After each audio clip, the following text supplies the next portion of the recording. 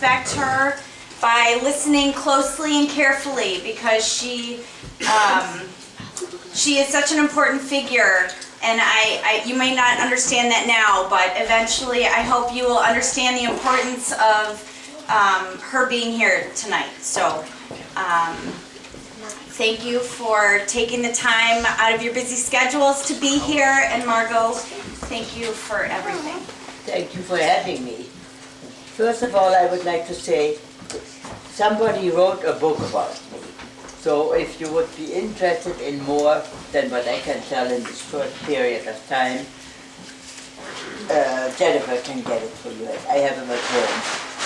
I didn't write it myself. But anyway, it is a strange story, and the story is so strange that it is so hard for me to tell it in a 45 minutes or an hour range, because everything is connected with each other.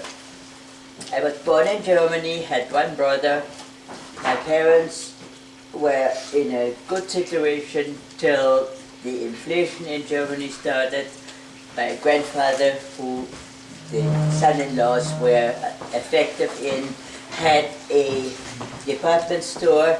They lost it with the inflation. All people lost all their money, most of their money anyway.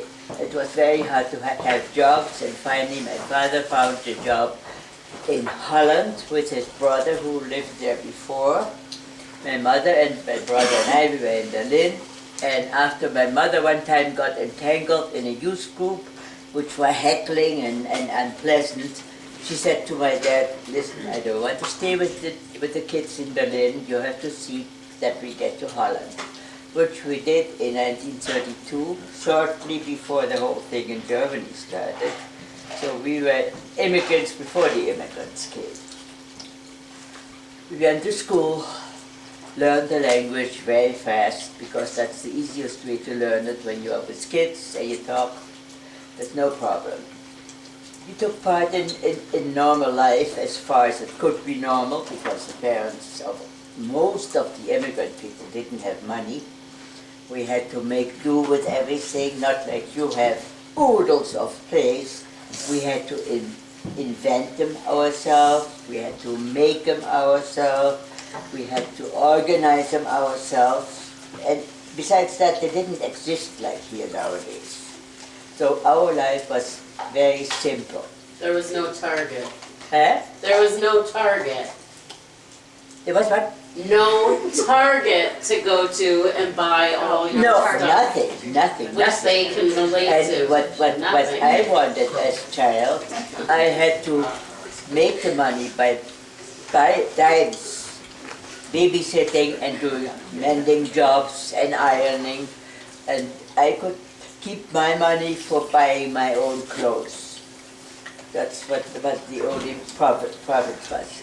I had to leave school when I was 15 and a half because my mother learned a trade and I was needed to do the household. My father was her administrator and mother did the job and I did the household, which was not easy because oftentimes when you ordered some groceries, they delivered it in the house, but then I had to say, my mother will come tomorrow to pay, because we didn't have the money today. We depended on relatives and other situations to really make it from day to day, till my mother, who made brass and girdles to measure for heavy-set people. She built up a good clientele and made decent money. I was in the youth group, Girl Scout first, later in the Jewish group. In the Jewish group, by circumstances, I met a young man, a Dutchman, who was very religious. I came from a Reform household. He was Orthodox, was training himself Orthodox. He had to eat kosher completely, didn't do anything on Shabbat, didn't even ring the doorbell, threw pebble up. Driving a car on Shabbat was unheard of. You walked everything. And in Amsterdam, the Jews were permitted to have a handkerchief in their pockets. because it was a wild city. Otherwise, you could not even have a handkerchief. That was carrying, that was work. It is so different from here. I am oftentimes amazed and I think, oh my God, in my time it was different. We sat in the synagogue, the women upstairs, the men downstairs. He studied for agriculture engineer, to go to Israel. His parents had money, so we were gearing for having a Meshach in Israel, and he would be an advisor or something in that way. But anyway, I had to learn a lot of things, went a year to a Dutch kibbutz, where mostly people from Germany were, immigrants, young people, who were waiting to go to Israel in order to learn the habitual things. On Shabbat we spoke only Ivrit. That was a way to learn it. Hand and feet and whatever you could use.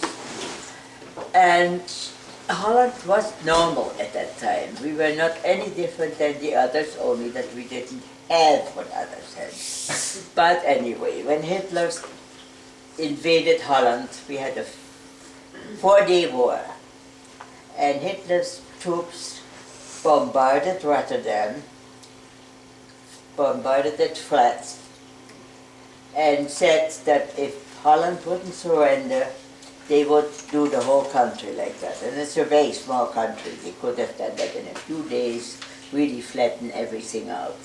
So Holland surrendered after 4 days. The Queen went to England in the cabinet. We from the kibbutz tried to get to England, to the port and get to England.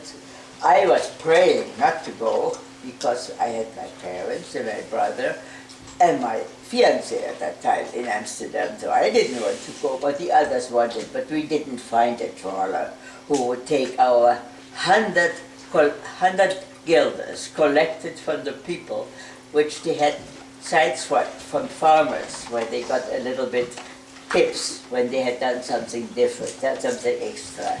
All the money was for the kibbutz. So that was, we collected for our all habit. Only value we had, the pocket money, was $100 from 32 people. Of course, we couldn't do anything with $100, 100 guilders. So we went back to the kibbutz, and I left the kibbutz after 3 months. My mother got sick, and I had to go to Amsterdam. My husband was in a university outside of Amsterdam. At that time, it was my fiancé. My in-laws were very well to do. And when the war was over, after the 4 days, they applied for immigration papers for the United States. We received them for the whole family the day Pearl Harbor was bombed. So no way to go to England. But they said, listen, we have that money in other countries, which otherwise the Germans would have taken, but it was hidden. We had to try to find somebody we can bribe. And they found a Swiss young man who claimed to have friends in high German groups. And he would see to it that against payments of a big sum someplace, that he would get us out of the country. My oldest brother-in-law, I had 2 brothers-in-law, my oldest brother-in-law was married to a non-Jewish woman, and they just had a baby. So when we finally got the news that we could go to Switzerland, what was the meaning of that buyout, that she couldn't come, and the baby, because it would be too tiresome for her just after having birth, and they said, well, she could come a week or 2 later, we should go. And we were, meanwhile they had arrested all the young people in Holland. They had started the immigration of ordering people to come with 1 suitcase to 1 specific place. They were partly placed in collection camps, sometimes sent on right away. There were other atrocities done in that time. They took the whole sanatorium where people with mental problems were. It was a Jewish sanatorium and gassed everyone. My parents and my uncle and his family were hidden at farmers in the country. And my father and my uncle had contact with each other through another non-Jewish person who had to do with their hiding place. Others didn't know each other's addresses, and I was the only one who knew, because if one would be caught, they could not bring the other people in danger by knowing the address. I went one time with my dad, who was hiding in Amsterdam, to see my mother, who was hiding in the country, for her birthday. That was the last time I saw my mother in 42. Yeah. So my father and I, we went with false papers, which I was active in, falsification of papers from non-Jewish friends who gave them to you and applied for new ones by telling them that they lost it or it got stolen, and you became the other person. And you had to change quite some things in the paperwork because everybody in Holland had to have identification papers. Only the Jewish people got theirs with a big J on front. So you had to get rid of that J, and you could only do that by getting new papers from somebody else. And I was busy in falsifying those papers. But my brother was hiding, my mother was hiding, and my father was hiding. It was a good feeling for me, because otherwise I would not have been happy to try to go to Switzerland and leave them behind. We finally got news that we could go to Switzerland. My sister-in-law couldn't come along.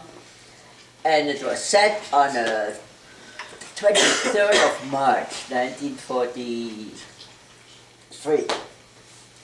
We were ordered to the central station. I don't know how we got there. I think my non-Jewish sister-in-law had ordered a cab because we couldn't use cabs anymore. You could only use the stores at certain times in certain days. You couldn't use the streetcar, you couldn't go the train. Everything public was forbidden, and the kids had to go to special improvised Jewish schools. So we went to the station. I don't remember how, with one suitcase. And a German escorted us to a compartment in a train where already were 4 other people, father, mother, son and daughter, in our situation, same age about. And we were told that when we get to the first German train station, we had to get out and get our visas put in our passports. Now we were so trusting and so obsessed with getting, we didn't even think, hey, why didn't we get our visas in a passport in Holland? There must have been a Swiss consulate in Holland that was neutral country. No, we had to go in Cologne. And of course, when we got out of the train, all 9 of us got arrested and put in the Gestapo prison, trying to find out where are the valuables. The valuables which Jews were not allowed to have anymore. They had to bring everything to certain collection spots and surrender everything, bank accounts, businesses, jewelry, bicycles, radio. It was really, they were really limited to the most necessary necessities.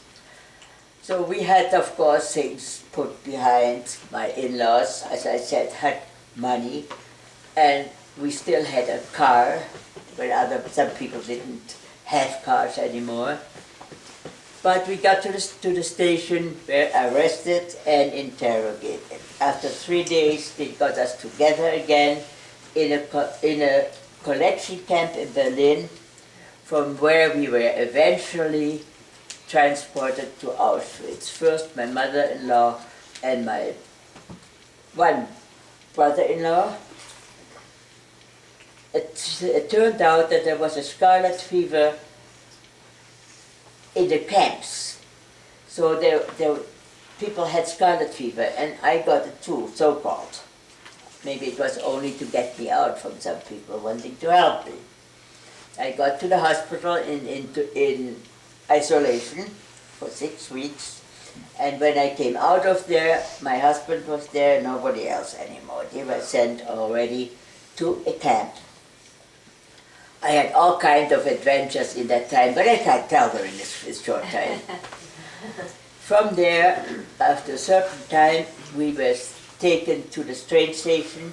We were one of the last people from that collection camp. Only one transport after us went to the camps. And we finished up in Auschwitz, in the closed cattle cars, with no windows, nothing in there. We only had a bucket sitting in the wagon and our suitcases, but you couldn't even sit on the suitcases because they packed us like sardines in those cattle cars. When we got to Auschwitz, I saw the signs on the railroad station, Auschwitz. And we had heard rumors, but really nothing had leaked out, not much had leaked out what was going to happen. And there was a German who came and ordered the people to split up. That was the first selection. Men one side, women on the other side, mothers with children to one group, old people to another group. Everybody was split up right away. And I was with the women's group. And from our women's group he came and said, young married women step forwards. Step forwards, and from those women, I don't remember how many we were, he selected 20, 30, maybe 50, I don't remember that figures. But he selected some women. We were taken to a shower house, which I first looked around and thought, oh, that's gas. Because we had heard rumors of being gassed. But it turned out to be cold water. We had to take our clothes off, our hair was shaved, we got numbers on our arms.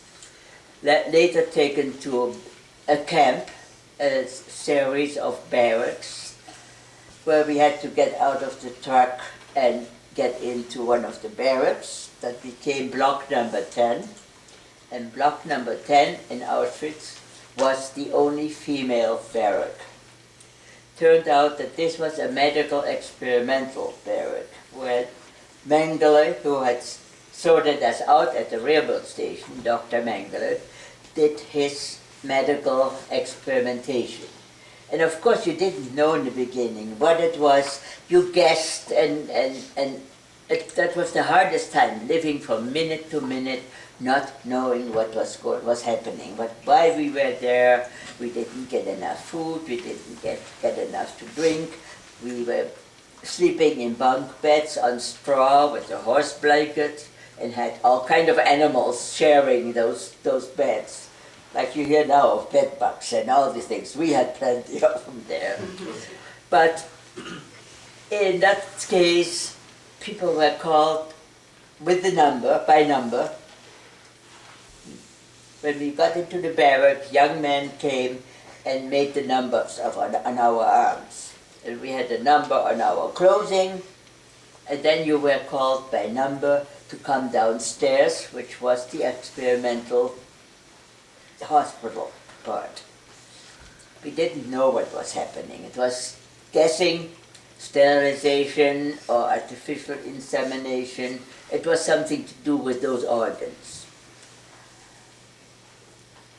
I volunteered for working in the sick room because I had scarlet fever in Berlin, I thought, and we had an outbreak, and the doctor, who was a Jewish, Polish doctor, decided to keep it secret because otherwise the whole barrack would have been taken to the gas chamber. The Germans wanted to do this killing and not a disease. So I volunteered, and by having volunteered, I did not submit myself to experiments in the beginning, but later I had to come to. Some people came up crying, some not. Some were called after so many days or weeks to come downstairs again, And it turned out that they had inserted a kind of an ear syringe with a substance into the vaginal area to make x-rays. And the x-rays were mixed with their experimental substance, and then after 3 weeks they took pictures, x-rays again, to see if it had done anything. So we were the guinea pig for the planned elimination of non-Aryan population of Europe. Because they would take our women and they couldn't have children anymore, and then all the other people who were real Aryans, they had children, and then the whole new population would be completely Aryan, what Hitler had his mindset on. Anyway, we were in that barrack for quite a while. Meanwhile, I heard that my husband was in a sick barrack next to us. I had contact with a food carrier, a male nurse from a sick barrack next to us, who brought our food barrels into the barrack. And we had a way of communicating with little pieces of paper. I sent them my only salad food, which we got twice in a week. I sent that to him, and I lived on a gallon of water soup per day. And there was really not much in there except some green floating. We got coffee in the morning after standing a PAL counting session. You had to say yes when your number was called. And it took hours in a cold hallway, sometimes outside. Then we were sent upstairs again, and we had nothing really to do because we were guinea pigs. At noontime, the barrels were brought in with food, which wasn't much. It was not solid food, it was very watery. And at night, no, at that you didn't get anything, I think. No. Or tea. Like in the morning, we got tea at night, I think. But it was called tea, not brown and warm.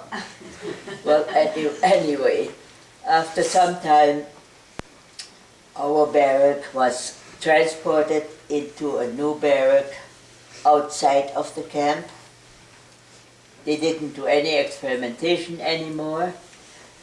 While we were there, that was the only times the Allies bombed the area, and where our barrack was, from the bombing further away, the air pressure made a rock come loose from someplace, from the side of it or so, and it flew through the roof on our barrack, where we sat upstairs to repair clothes. And I had sat under the roof, on the low part, it was a slanted roof, and said to my friend next to me, "Move over a little bit, I'm uncomfortable." And that rock came at the spot where I sat 5 seconds before. At that time, everybody was in panic. Who was upstairs wanted to go downstairs, downstairs wanted to go upstairs. It was chaos. One heavy-set Dutch woman tried to squeeze through the bars of the windows. The windows was barred, and she tried to squeeze through there and got stuck, and we had to pull her out later. But the Germans went to the bomb shelter. We didn't see them anymore, nothing. But after a while, they came out and herded us back into the barracks, because you were in a strange country with funny clothing, with shaved hair, with no hair. What chances did you have trying to escape from there? So nobody tried to escape at that time. And we were herded back and stayed there for several more months, till in January 1945, the Russians progressed in that area. And the Germans decided to get away from the Russians, because they had done an enormous amount of damage in Russia while they were taken over by the Germans, and they tried to get away from the Russians as fast as they could. And in this case, took the prisoners, us, with them. The ones who couldn't walk stayed in the camps and were supposed to die there and didn't, because the Russians came sooner and helped. We were in Minnesota weather, got a coat at the entrance, at the exit of the camp, a winter coat and a loaf of bread, and were sent out to walk. Minnesota weather, knee-high snow, very cold. Whoever couldn't walk lay down in the snow if he wasn't caught by the dogs which guarded us, or if he wasn't shot by the guards. Not everybody made it. It was 2 days and 3 nights, or 3 nights and 2 days. I don't remember, but it was like Auschwitz weather. And when we finally got where we were going, it was the next railroad station, where otherwise we would have been loaded in the boxcars to go further inland. But now we had to walk, and that was the Death March. From there we were sent to another camp. It was in Berlin.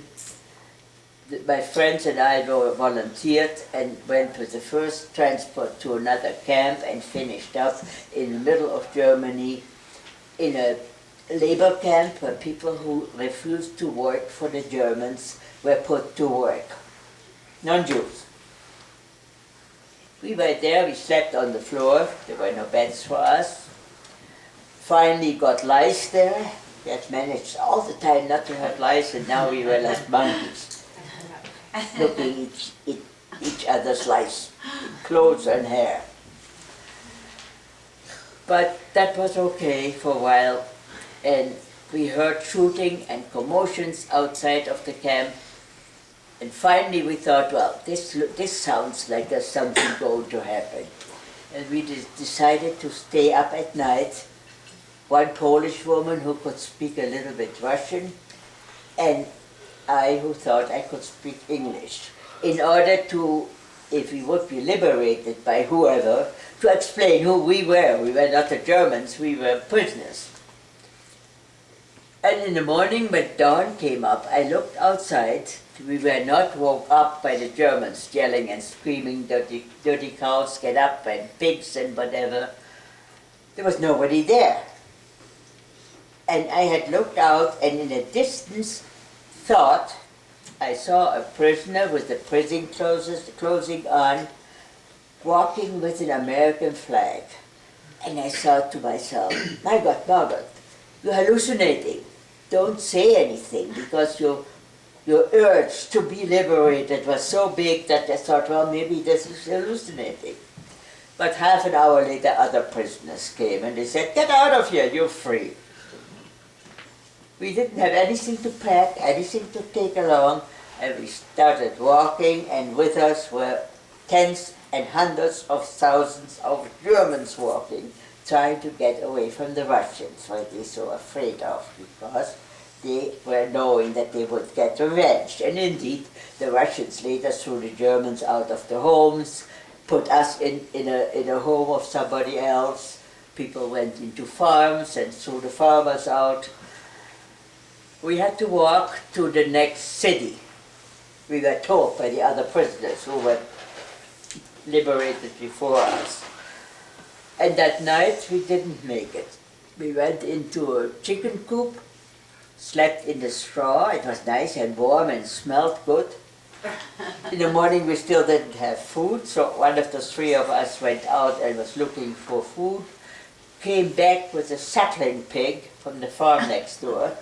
And she said, yeah, the farm woman had already looked so bad at her. I said, take it back.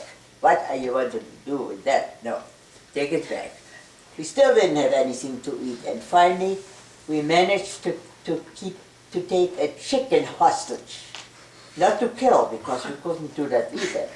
But we waited till it had laid an egg, put some water in it, stirred it, and each had 2 sips. And all 3 of us got sick. But we didn't have much to throw up, and in the afternoon we joined the thousands of Germans to get going, and finally finished up in the city where we had set our goal to, but what was taken already by the Russians. Now we had to explain to the Russians who we were. And they put us up in a house previously occupied by Germans. There was nothing to find. First thing we did was look for food. There was nothing. There was no running water, so we had to go to a lake to wash up. And we heard that there was a Red Cross post close by. And we tried to decide how do we get and find that Red Cross post, which we did.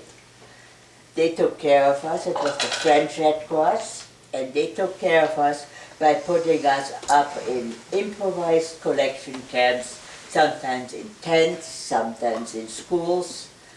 They gave us food, and I don't remember really what it was, but you were geared for food, because we were so hungry. And finally, after 6 days of being transported with trucks, we came back to Holland. We were put into a school there because Holland was liberated in two parts. The southern part, where we were, was liberated in September, and the rest was liberated the same time we were, in April. And they didn't have enough food there. So they couldn't let other people come in. They had to provide for the population there first to supply them with food. And we had to wait in that school. We got the lice there with a big pump, DDT. It did its job. We got rid of the lice. That's one thing, but wasn't pleasant. And I had gotten in touch with the person who visited that camp. It turned out to be a priest or something, and he had permission to go to Amsterdam. And he said, if you want to write a letter to somebody, I will personally deliver it, which I did.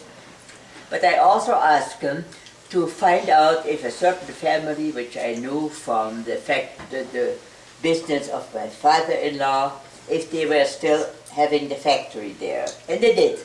And when they heard that I was there, said immediately, you come and stay with us. I said, can't do, we are three. All three of us went there. And I don't remember much of that. I remember that she had suggested to have a garden party outside, a tea party, and invite the 3 Canadian soldiers which had escorted us from camp to camp also to come. So we were sitting there having conversation, and another Canadian soldier walks in, and she looks with a question mark in her face to us. No. And he walks up to her, talks to her, turns around and walks up to me. It was my brother, who volunteered as interpreter after he was liberated, was in uniform, had gotten a pass, and from him I heard that my parents, and of course he had survived. So then it was a matter of waiting till we could get back to Amsterdam.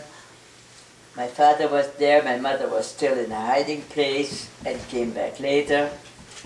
We got a boarding house where we all stayed for a while because there was no housing in Holland to be had, and rented rooms there. And that was my way back.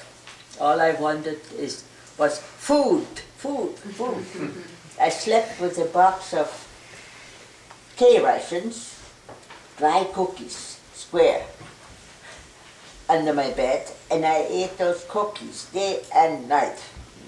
So I filled out a little bit again, and my stomach was a little bit filled. But I ate those dry cookies day and night, and then later, after I got my hands on money, because I got in touch with the business of my in-laws, and I got the right to get money from there, I had crazy urges and went and got the craziest things to eat in the middle of the day. But I needed food. And anyway, in the run of the years, I got settled there, got married, later got divorced, and came to the United States in '61. And now I would like questions from you.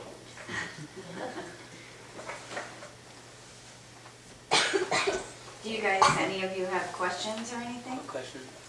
Come Margot? on, there should be. What was it like living in the barracks? Louder and your feet. Head. What was it like living in the barracks? They were bunk beds we were privileged being guinea pigs.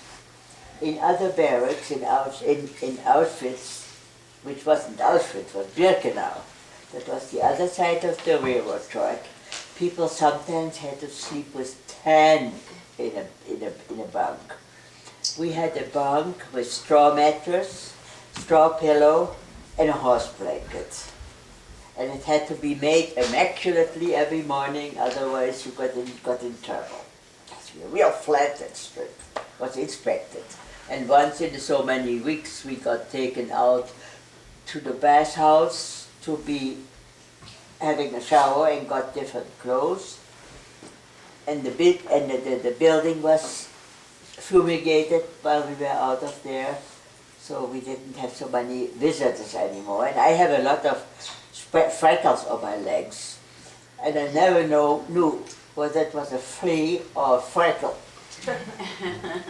I grabbed lots of time to a freckle when it wasn't, but that was the only way you could get rid of them. And in bed too, the bed bugs. You learned how to catch them, smell, and they have a smell on them. And then you dumped it down.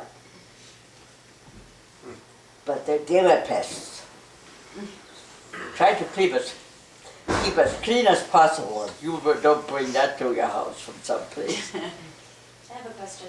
How did you spend your days? What did you do how did you spend your days? What did you do during the daytime to pass the day? Louder. Oh, What did you do during the day? Nothing. That was the bad thing in our barrack. It was just a nothing. And we got things. I had gotten some sheets from a Dutch person who was there before me and who was a nurse in the sick room before. I got sheets which I found only to be unuseful. It was the gathering place for the bed bugs. So we cut them up and made aprons for them and sold them to the people who had functions in the camp. Whoever had a function, whether it was cleaning toilets or whatever, was an important person. The most important one was the person who dished up the food. You had to be a friend with her, because if you weren't, she would scoop the watery stuff from the top, and there was only some greenery floating in there, but nothing else. And if you were a friend, she went deep down, and there were some vegetables and some other things in there. So you had to be friends with everybody who had functions. And I had the privilege of walking around freely there. And instead of taking the official amount of soup bowls for my patients, I took more and ate 4 bowls a day and sent the solid food, which is twice a week, to my husband. So that was one thing we did. And one time, I think it was Christmas time, 43, we had soup which was real soup. It was thick and it had solid stuff in it, and the first spoon I took something out of my mouth and almost threw up. It looked like a finger segment. They were pigtails, but at that time the first idea was a finger segment. That was the first time we had partly decent food. So could you see what was going on with the other prisoners in the other barracks when you guys were kept in your barracks? Yeah. Like, was the whole camp, functioning and Well, you guys had to we stay? knew what was going on. You talked, and eventually you got to know more. But I also always volunteered, and I got out of the camp by volunteering to collect herbs or mushrooms or some other things which they wanted, acorns for foot baths for soldiers. So I always volunteered. The acorns were not edible. If you put them in the fire, no, they were not edible. But sometimes you could find something to eat by having a decent guardian. And he would say, well, I'm going to smoke a cigarette. And you could go out in the field and dig something up which was growing there. And you learned to recognize a lot of plants which were edible. And I think by doing so, I stayed fairly healthy because I had a lot of vitamins eating that greenery. It was grass, it were onions, it was mushrooms, that time mushrooms. Oh God, we were in a field. The female guardian from the barrack wanted mushroom and sent a few people out. And we picked all those big ones for them, and we ate all day long those little ones, the white ones, right out of the soil. And mushrooms only grew where horses had grazed before. So, but we ate them the way they came out of the ground. So that was extra food beyond the greenery which you got to eat, and sometimes you could steal something. And then when you stole some vegetables, they were raw. How did you get them cooked? And there you had to be friends and pay part of it to the person who was stoking the big chimney, the big fireplace in the barrack. She would cook them for you in the fire, take one, and we got two back. So that was extra food organizing too. I have one more question. Okay, so I'm trying to imagine what it would be like for me to be in that situation at that age. And I hope this doesn't come out as a funny question, but were people like crying all the time? I mean, I would imagine that everybody was so scared. It is a And funny thing when something like that happens. You get blocked off. Your life changes, your thinking changes, your feeling changes. It is, and I always say, there must have been some sort of a mass hypnosis under which everybody did what he was supposed to do. Otherwise it would have been impossible.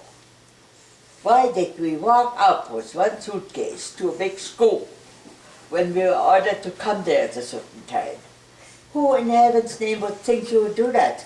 And everybody did, because there was no way out. There was no other things to do except exceptional cases once in a while. But it must have been a sort of a mass hypnosis, because otherwise nobody would have done that. People coming to your door and said, out, take one suitcase, out. And then they sealed the doors of the house, and next day a big moving truck came and they removed everything from the house. And then they had their own places to sort things out. That's why we find still valuables in certain places hidden. But everything was taken, and my brother told a funny story. Where he was hiding became later a underground spot. There were always pilots there. We were shut down, and other people who had to be taken to some other places. And they heard that a friend of the people who owned this house was arrested the day before. And he decided to go to the house and get the valuables out. But the house was sealed. So he took my brother along, who was in hiding there. They opened up the seal, went in and got the things out which they wanted to get. But now, while they were in, somebody is trying to get into the front door and opens the door, which was off its seal, and says, is anybody here? They said, no, nobody's here. But other friends who came with the same intention. But that is very unique, because nobody dared to open up those seals and take things. But it was a mass hypnosis in which you even didn't think to get out.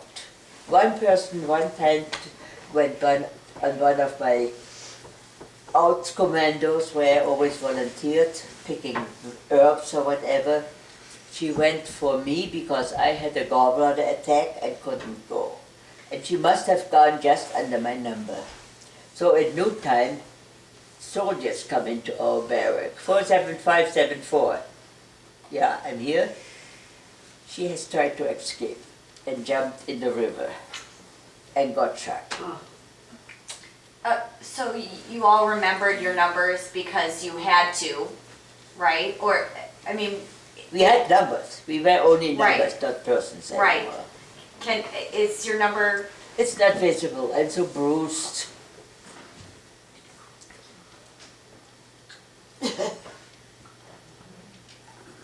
Yeah, very little. so she memorized your number? Eh? She memorized your number then?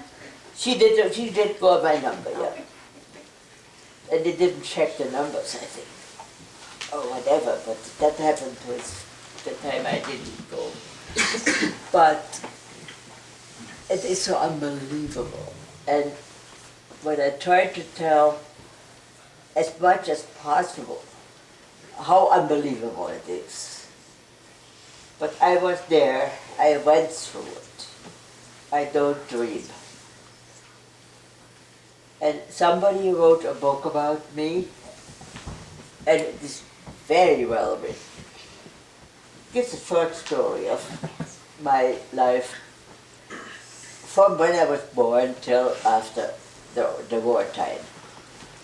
And I get some of them to schools and some to groups, and it's in the library of several schools, but it is for sale.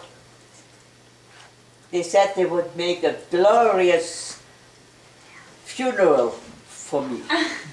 A get-together of friends from the prophets of the book. Does anyone else have any questions? Yeah. Okay. So like present day, are you ever frustrated when you hear people like complain about arbitrary or superficial things? Like, I just lost my coat, or... I have never met one. I was speaking in Mankato at the U, and they had a play from Anne Frank, and then they came for me. And I was there for afterwards answering questions, and they had said there would be some agitators up front who would try to get something instigated. Not one peep. There was one guy who asked too many questions, but they were not direct enough. So I think what he was asking also was if you get frustrated now when people get upset about like little things that, you know, they say don't sweat the small stuff, you know, does that just irritate you today, or do you have a hard time with that? Well, that is the good thing, that I am appreciated if they have heard or read about me, because the person who wrote the book had a tough time at home one time after she took me to Anoka for a speaking session for 150 people, and took me home also. And she wrote me a letter 2 weeks later that she was doing something at home which she couldn't cope with. And she said, damn it, Margot could get through all this. I can make it. And a lot of kids get these answers too when they do things. And I have 10,000 of letters from the school kids who I've been speaking. And many of them say they realized how spoiled they are and how demanding they are, and they will try to do better. And that gives me a good feeling if I get a letter like that. When you were in the camps, you were there for a while. Did you, I mean, what gave you the will to wake up every day? Did you think when you woke up, today are we going to the gas chambers? Or what kept you going? And what, was it luck? Okay. Was it? My father always called me a German Yiddish word, Dafgepoder. I am always against anything which I'm forced to do. So in this case, they wanted to kill me, and I was not going to let them.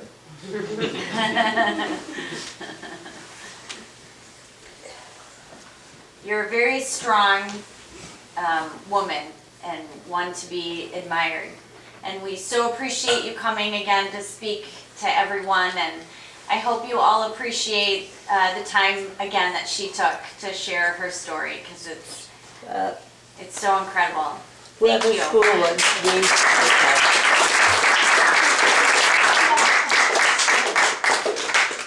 you are too little. You eat enough.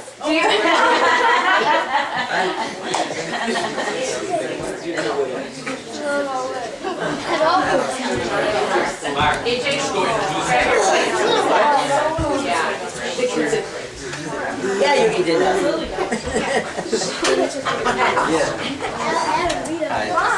So I went to Auschwitz this summer.